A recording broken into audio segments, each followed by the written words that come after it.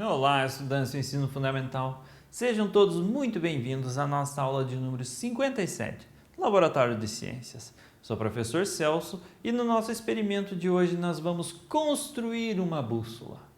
Vamos falar um pouquinho sobre os polos magnéticos e polos geográficos do nosso planeta Terra.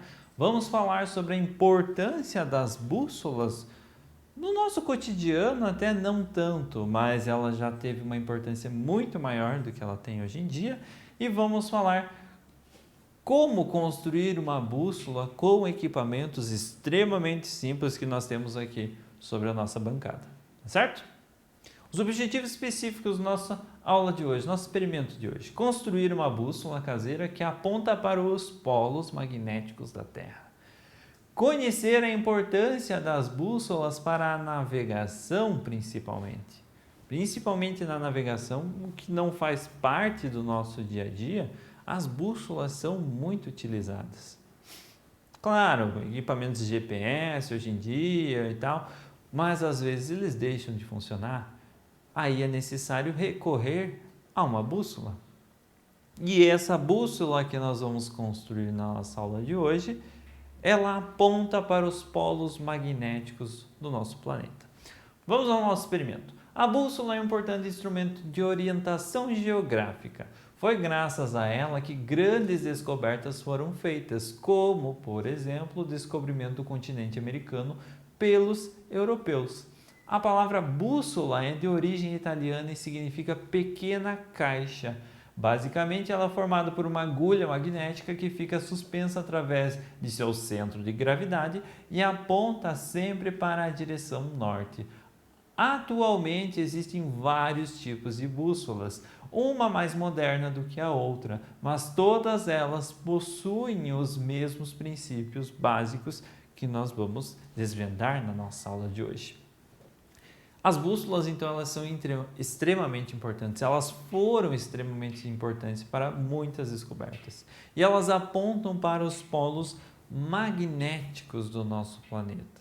Então, tem uma diferença entre polos magnéticos e polos geográficos. Vamos discutir um pouquinho sobre isso mais adiante na nossa aula. Nesse momento, vamos preparar os materiais para a construção da nossa bússola. Uma agulha grande de costura. A agulha grande de costura que eu me refiro e que eu encontrei é essa daqui. Então, é uma agulha relativamente grande para o nosso recipiente aqui. Então, uma agulha de costura, um ímã, vamos precisar de um ímã, cuidado com aproximar o ímã da agulha para não se furar. Uma vasilha ou um copo com água. Então, de preferência, ela tem que estar bem cheia de água. Tem que ter uma boa quantidade de água para a gente conseguir observar bem o funcionamento e um pedacinho de papel higiênico, certo? São os materiais que nós vamos utilizar para esse nosso experimento. Com a agulha, então, no nosso procedimento, nós vamos passar pelo menos 30 vezes um dos polos do ímã ao longo do comprimento da agulha, sempre no mesmo sentido. Então, nós seguramos na pontinha do ímã, com cuidado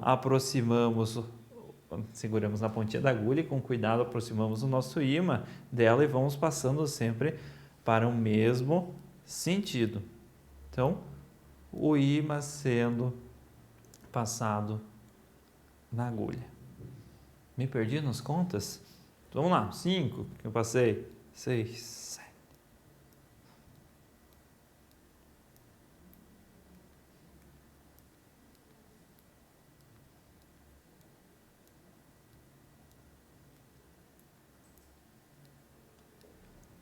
Trinta vezes. Sobre o copo cheio de água, vamos colocar um pedaço de papel higiênico e depositar a agulha deitada sobre esse papel higiênico. E vamos esperar até que o papel afunde e observamos. Então, nós vamos pegar um pequeno pedacinho de papel higiênico, tá muito grande já, aqui ó. Um pequeno pedacinho de papel higiênico, vamos depositar ele sobre o nosso copo e a nossa agulha em cima. Fique dentro. E agora a gente espera o papel afundar. Ele vai absorvendo umidade e logo ele libera todas as partículas de ar que tem dentro dele, abaixo dele, e ele já vai afundar. Vou pegar uma outra agulha para agilizar esse processo. Vamos cutucar o papel.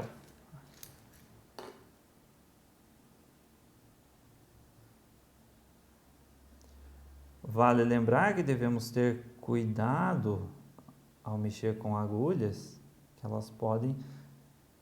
Notaram como está se mexendo a nossa agulha já?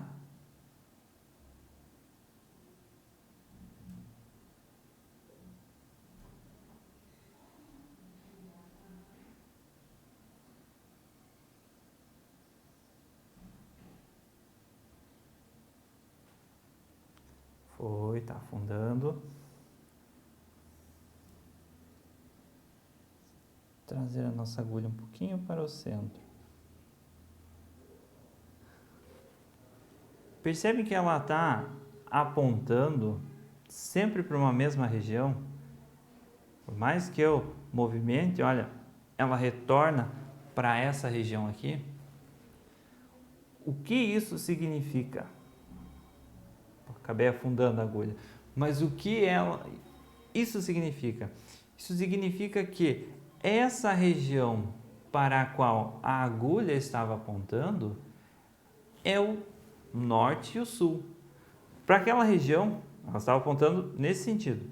Para cá, conhecimentos geográficos que a gente tem, e adquire ao longo da vida, eu sei que é o norte. Então, para essa região, eu sei que é o norte, nosso polo norte magnético. Para outra região que a agulha estava apontando, é o nosso polo sul magnético. A agulha sempre vai apontar para esses polos magnéticos. Por mais que eu ficasse mexendo nela ali, sem que ela afundasse, claro, sem que eu rompesse a tensão superficial da água, como eu acabei fazendo, nós já vamos discutir um pouquinho sobre como eu acabei fazendo, ela sempre iria apontar para os polos magnéticos. Se eu aproximasse o ímã, essa agulha ela iria ser atraída pelo ímã, iria interferir na sua localização. Ela iria interferir na região para onde ela estaria apontando. Mas aqui a gente já conseguiu observar que ela ficou apontando nessa região. Polo sul magnético, polo norte magnético. Legal? O que nós podemos concluir disso? O polo sul e o polo norte magnéticos são no mesmo lugar que o polo sul e o polo norte geográfico? Será? Ou seja, a direção que a nossa bússola apontava é a mesma região onde está lá o polo norte, o extremo norte do nosso planeta? Sim ou não? Foi possível observar que a ponta da agulha se moveu em direção a um dos polos magnéticos da Terra. A Terra possui 2 polos magnéticos devido aos minerais de ferro que possui em sua constituição. Então, a Terra, a gente já discutiu em algumas das nossas aulas, dos nossos experimentos, que o nosso planeta Terra ele tem uma grande abundância de ferro. Ele é o 4º mineral mais encontrado, 4º elemento químico mais encontrado no nosso planeta. E esse ferro influencia na magnitude da Terra, na magnetividade da Terra, nas forças magnéticas que a Terra possui. E ele gera 2 polos magnéticos, um polo norte e um polo sul. Os polos magnéticos da Terra coincidem aproximadamente com os polos geográficos da Terra. Sendo assim, temos uma bússola apontando para os polos norte e sul.